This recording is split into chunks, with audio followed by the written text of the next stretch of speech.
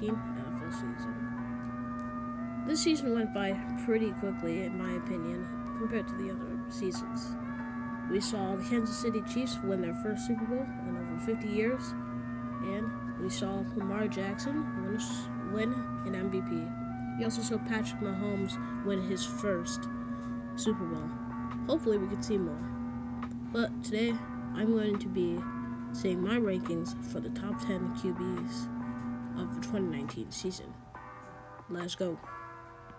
Alright, so first we're going to begin with the honorable mention, which is Kyler Murray. He finished the season off playing 16 games.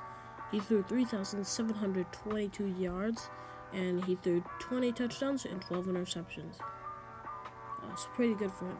Now we're going to get into the top 10. At 10, we have Dak Prescott. He played in 16 games. He threw 4,902 yards, and he passed for 30 touchdowns and 11 interceptions. I put Dak Prescott here because he didn't lead his team to the playoffs, and just solely because of that reason. It's not like I don't like Dak Prescott, but he just didn't really do well in leading his team, I guess. At 9, I have Tom Brady. He played in the 16 games. He threw 4,057 yards, and he threw 24 touchdowns and 8 interceptions. I put him at 9 because we saw a little bit of regression from him, and he also didn't really do very well throughout the season. For his standards, he didn't really play so well. At 8, we have Josh Allen. He played in 16 games. He threw 3,089 yards and passed for 20 touchdowns and 9 interceptions.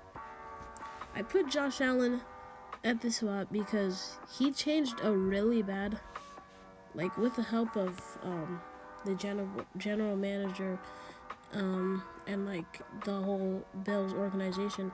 He kind of changed them from being a team that hasn't been in the playoffs in a couple of decades to they're now a playoff contending team. So I put him here just because of that reason. He did bring him to the playoffs too. Alright, now we have a tie for 6. I put Kirk Cousins and Ryan Tannehill here.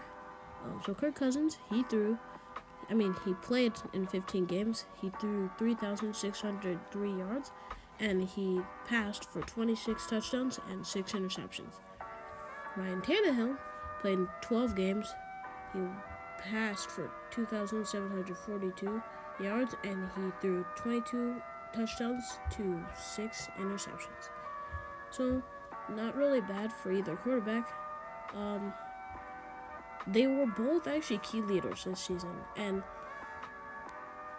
I can say that both quarterbacks in their past weren't as successful as they were in this season. Maybe not Kirk Cousins, but Ryan Tannehill, I can actually say that just because he wasn't on a very good team. Now he's not on a very good, not good or not, I guess, terrible team. So,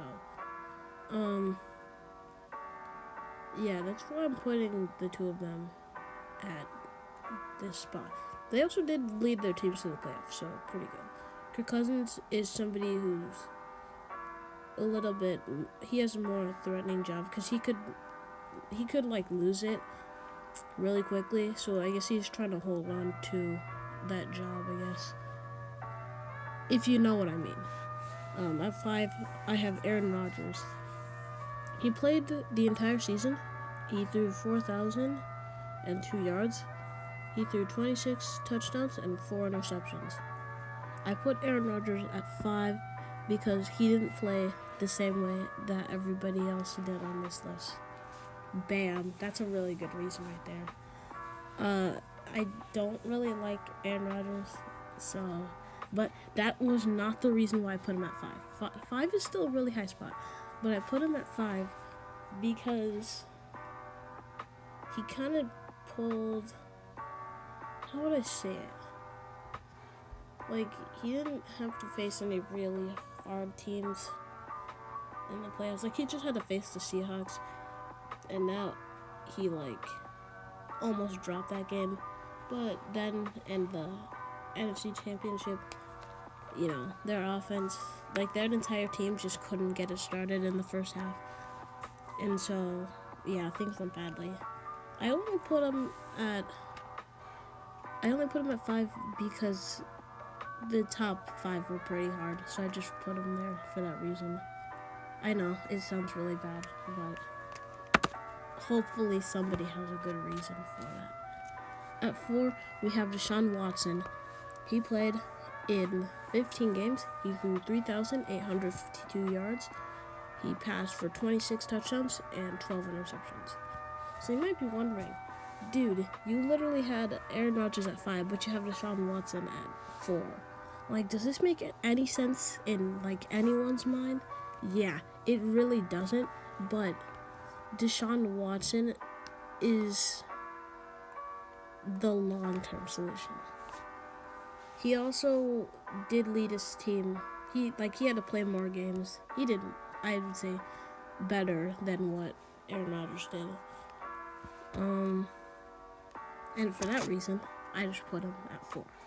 The top 3 are a lot better though. That was a lot easier to do. At 3 we have Russell Wilson. He played the entire season. He threw 4,110 yards, and he passed for 31 touchdowns and 5 interceptions. I put Russell Wilson at 3 because he was the only quarterback on this list who had an actual chance of winning MVP compared to the top 2 on this list. Like, if they were against those 2, they were the only person that actually had a legitimate chance of beating them compared to everybody else. Everybody else, they weren't even in it. And that brings us to the top 2. And it's a tie for first, so I put Lamar Jackson and Patrick Mahomes. I'll get to the reason later, and that I might elaborate a little bit more than I have on the previous explanations. But so Lamar Jackson, he played in 15 games. He threw 3,127 yards, and he also ran, I think, like 1,003.